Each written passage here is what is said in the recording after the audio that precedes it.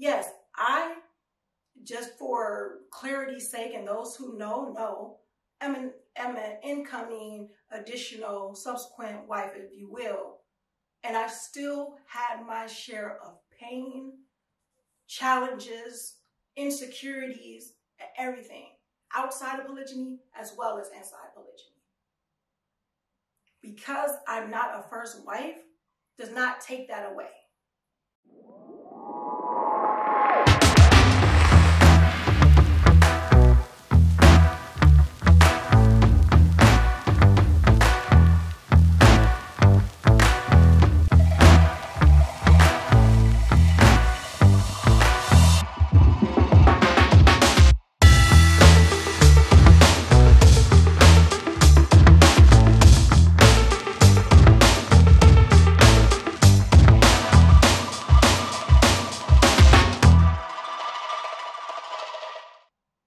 Feelings are relative.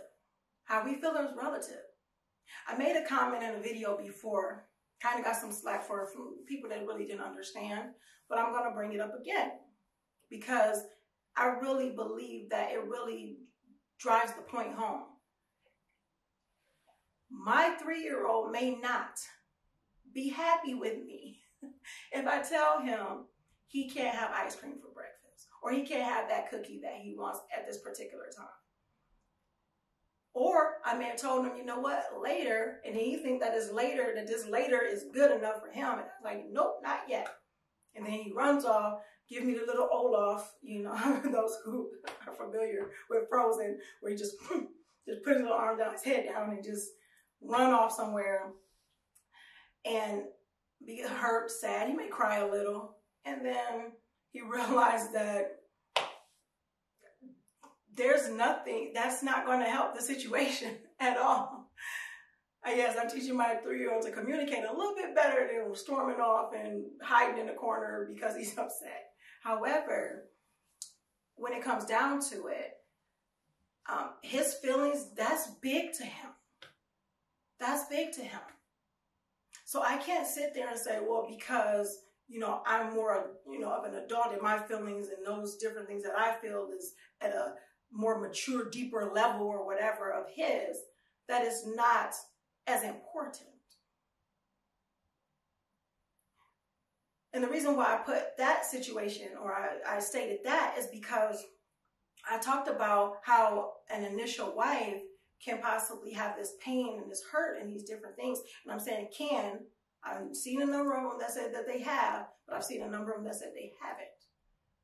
They didn't have the pain. They didn't have these different things that people are pushing that you have to have as an initial wife whose husband married again. They're pushing this envelope that you have to be in pain, that you have to feel betrayed, that you have to have these feelings. And if you don't, then you may have lost your marbles or something, or that you went crazy, for those who don't understand that terminology. But I look at it as that we all have feelings and our feelings are relative. So maybe there may be some initial wives, I know there are some initial wives out there that don't feel that pain of betrayal or anything like that, or loss of love or anything when it comes to their husband marrying again, but they can relate in a way that if a parent left or some other painful thing or a way that they may have felt betrayed. Yes, I, just for clarity's sake and those who know, am an incoming, additional, subsequent wife, if you will. And I've still had my share of pain, challenges, insecurities, everything outside of polygyny as well as inside polygyny. Because I'm not a first wife does not take that away. Does not mean that I can't understand and empathize with those who've been there. And I've learned different things from others because people ask me, why wouldn't you have understood that? Just like a woman who was brought up in polygyny and in a place where polygyny is common didn't understand it. That's similar to me. Not just I was brought up, because I wasn't brought up in polygyny. I was brought up in a blended family. Polygyny made sense to me. as far as what I studied and read and different things like that. So it's just a different way. And I definitely genuinely want for my sister what I want for myself. I actually did a video, if you guys haven't seen it. It's a video about what if your husband married a third wife, and I discuss it a lot in detail of why polygyny is not something that causes strife with me, or that causes something that, you know, terrifies me, or feel like something that is allowing things to be taken from me. I explain that in detail in that video, so I'm not going to really go into it too much here, but I've answered that question. What were you thinking, or why this, or anything like that? So, but my thing is, do other people's feelings matter more than mine? Does the pain that they felt, is that bigger than the pain that I felt? I can't say. I can tell you what's real to me and what I've dealt with, as well as I can still see that I can understand your pain. I can understand why. I can also understand that we are in control of how we allow that pain to affect us, or how we allow those feelings to affect us, how we allow the meaning we put behind those things affect us. So there will be times where I'll feel that, hold up, my feelings matter too. And I can say that as far as even husbands, their feelings matter too. They may not express it the way women do, but it matters, and they have them. Children, little kids, their feelings matter. We can't just shoo them away just because they're little. Like there's stuff, because they're not big enough to have big problems or big challenges that we may deem to be big, that it doesn't matter. Who are we to judge and say that ours is more than someone else's? It's what we put behind it. And I think because from time to time, I put on a smile, or I put on this matter of fact that I have control, you know, I'm going to be in control of my emotions, of my feelings, of how I react or respond to certain things, that people will look at it as that things don't affect me. And I know a lot of people out there that operate that way. And then people look at it like, oh, that don't affect her, or it shouldn't affect her, or it shouldn't affect him.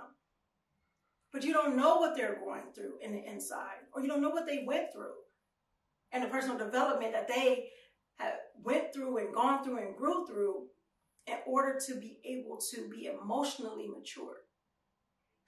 So if you were to take anything from this video, I say, don't just look at it as a me situation, not to discount your feelings and not to say your feelings don't matter, but to say, you know what? My feelings aren't the only feelings that matter.